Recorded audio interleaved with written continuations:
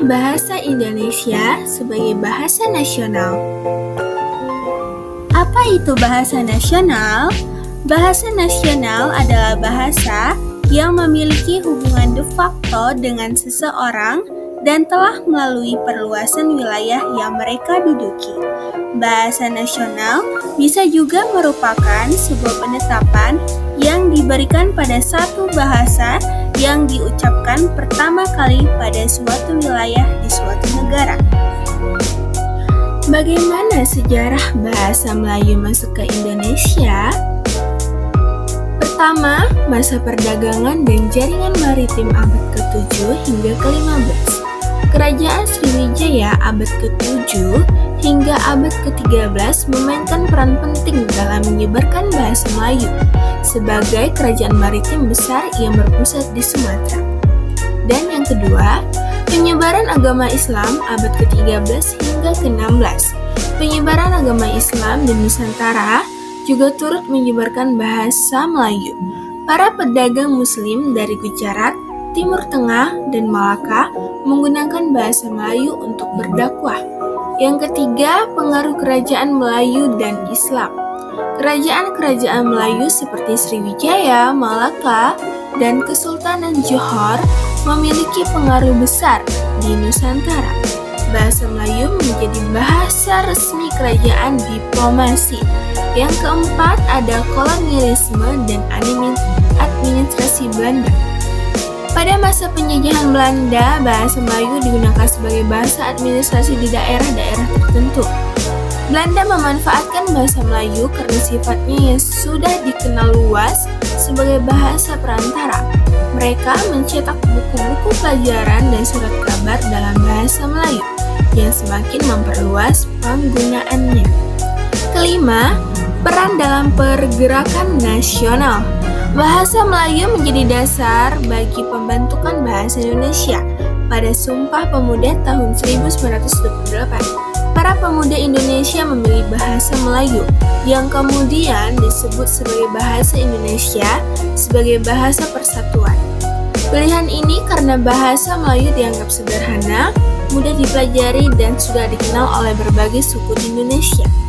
Dan yang terakhir, yang keenam, bahasa Melayu sebagai cikal bakal bahasa Indonesia. Bahasa Melayu yang masuk ke Indonesia mengalami perkembangan dan adaptasi sesuai dengan konteks lokal. Setelah kemerdekaan Indonesia, bahasa Indonesia yang berbasis pada bahasa Melayu diresmikan sebagai bahasa nasional dan bahasa negara seperti yang tertuang dalam Undang-Undang Dasar 1945. Sejarah bahasa Indonesia sebagai bahasa nasional. Bahasa Indonesia berasal dari bahasa Melayu yang sudah lama menjadi lingua franca di Nusantara. Bahasa Melayu digunakan untuk komunikasi antar suku, perdagangan, dan hubungan diplomatik sejak abad ke-7, terutama pada masa kejayaan Kerajaan Sriwijaya. Hal ini telah dibuktikan dengan adanya penemuan prasasti-prasasti kuno yang menggunakan bahasa Melayu. Semakin lama bahasa Melayu digunakan, di wilayah Nusantara berpengaruh pada budaya Nusantara.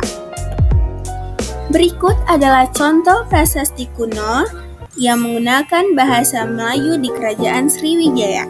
Yang pertama ada prasasti Kedukan Bukit. Prasasti Kedukan Bukit ditemukan pertama kali oleh orang Belanda bernama Sigi Betonbark pada 1920 di Palembang. Prasasti ini ditulis pada tahun 604 Saka atau 682 Masehi. Yang kedua, Prasasti Karangberahi. Prasasti Karangberahi ditemukan pertama kali di Kabupaten Merangin, Provinsi Jambi pada tahun 1904. Penemunya merupakan orang Belanda bernama Lee Berkhout. Yang ketiga ada Prasasti Gandasuli. Nah, Prasasti Gandasuli ini tidak dari Sriwijaya melainkan dari Mataram. Nah, Prasasti Gandasuli merupakan prasasti peninggalan Kerajaan Mataram kuno ketika dikuasai oleh Wangsa Syailendra. Prasasti ini ditemukan di reruntuhan Candi Gondosuli di Desa Gondosuli, Kecamatan Bulu, Temanggung, Jawa Tengah. Yang mengeluarkan adalah anak raja, pangeran yang bernama Rakai Rakarayan Patapan Pupalar, yang juga adik ipar Raja Mataram, Rakai Garung. Yang keempat ada Prasasti Talang Tuo. Sama dengan prasasti kedudukan bukit, prasasti Talang Tuo juga ditemukan oleh orang Belanda pada tahun 1920.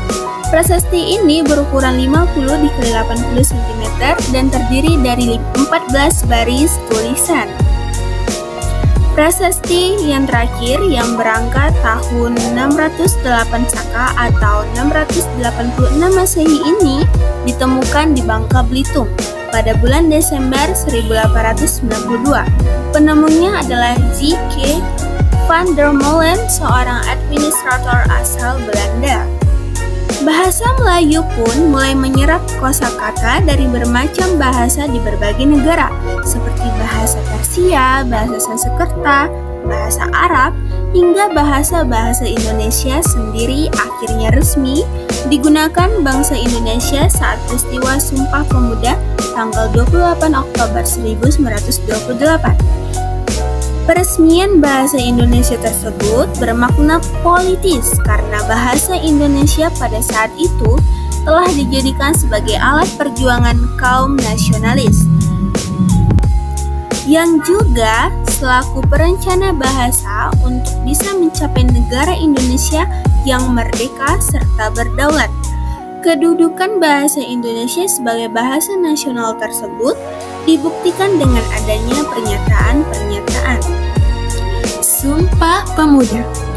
Digunakannya bahasa Indonesia dalam pernyataan Sumpah Pemuda yang berbunyi, Sumpah Pemuda, kami putra dan putri Indonesia mengaku bertumpah darah satu tanah Indonesia. Kami putra dan putri Indonesia mengaku berbangsa satu bangsa Indonesia. Kami putra dan putri Indonesia menjunjung bahasa persatuan bahasa Indonesia.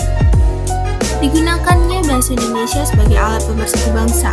Seperti yang kita ketahui, bangsa kita terdiri dari berbagai suku, budaya, ras, dan adat yang berbeda. Karena itu diperlukan adanya bahasa pemersatu, yaitu bahasa Indonesia. 3 tulisan Melayu kuno. Yang pertama ada rencong. Sistem tulisan rencong atau reco merupakan sistem tulisan yang diamalkan oleh orang Melayu di sekitar kawasan Sumatera, Kerinci, Bengkulu, Palembang, dan Lampung. Ketika era yang dinamakan sebagai era Melayu Lama yang berlangsung secara resmi pada tahun 682 hingga sekitar tahun 1500, tetapi benar-benar pupus hanya pada abad ke-18. Yang kedua ada di Pahlavi. Pahlavi merupakan sistem tulisan lama orang Tamil yang datang dari bagian selatan India, yang menjadi asas kepada pembentukan sistem tulisan Kawi oleh orang Melayu. Tergolong dalam era yang sama dengan sistem tulisan rencong, yaitu era Melayu Lama.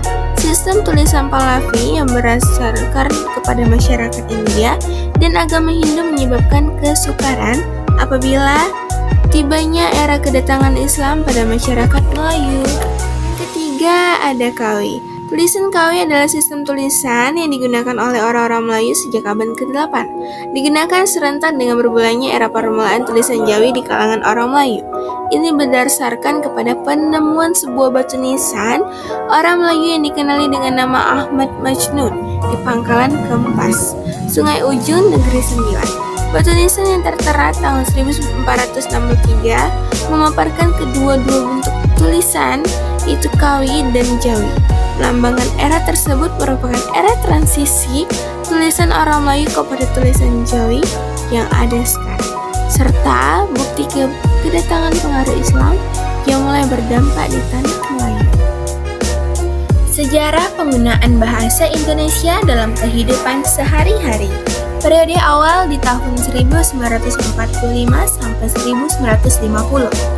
Yang pertama, proklamasi kemerdekaan. Bahasa Indonesia digunakan dalam teks proklamasi. Yang kedua, penggunaan awal. Bahasa Indonesia digunakan dalam komunikasi resmi pemerintahan. Yang ketiga, pembentukan badan bahasa. Badan Bahasa dan Sastra didirikan untuk mengembangkan bahasa. Periode pembentukan di tahun 1950 sampai 1960.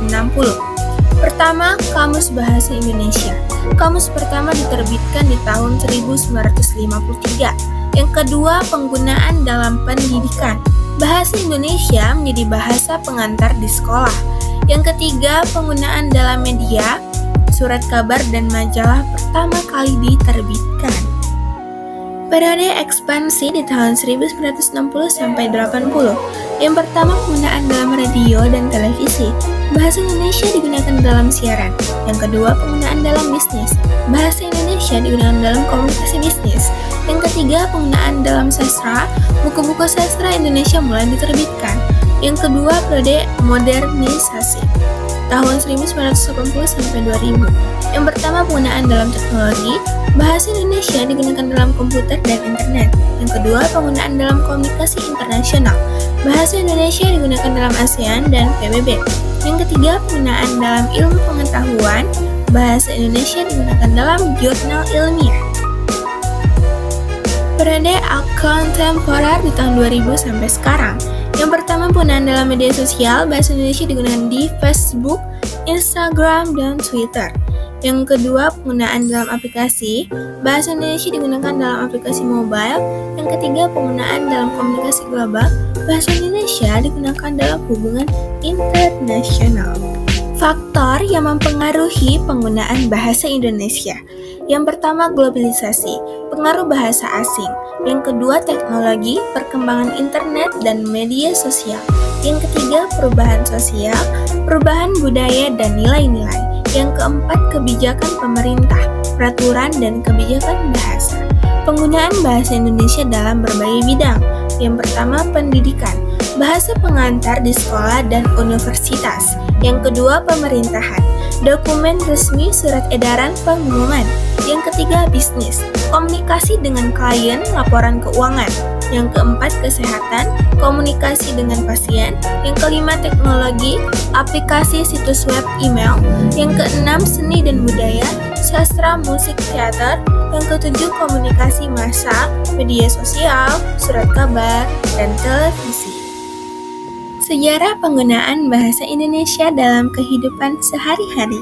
Dalam kehidupan masyarakat sehari-hari, bahasa Indonesia memiliki peran yang sangat penting, yaitu sebagai alat informasi dan komunikasi sesama masyarakat. Bahasa Indonesia juga berperan besar dalam pemersatu bangsa Indonesia. Mengapa? Karena sebagian besar masyarakat Indonesia yang terdiri dari beragam suku, adat dan budaya yang berbeda ini mengenal dan bisa menggunakan bahasa Indonesia. Sehingga saat masyarakat dari lain daerah dengan beda suku dan budaya saling bertemu, mereka bisa menggunakan bahasa Indonesia. Itulah artinya bahasa Indonesia memiliki peran dalam pemersatu bangsa.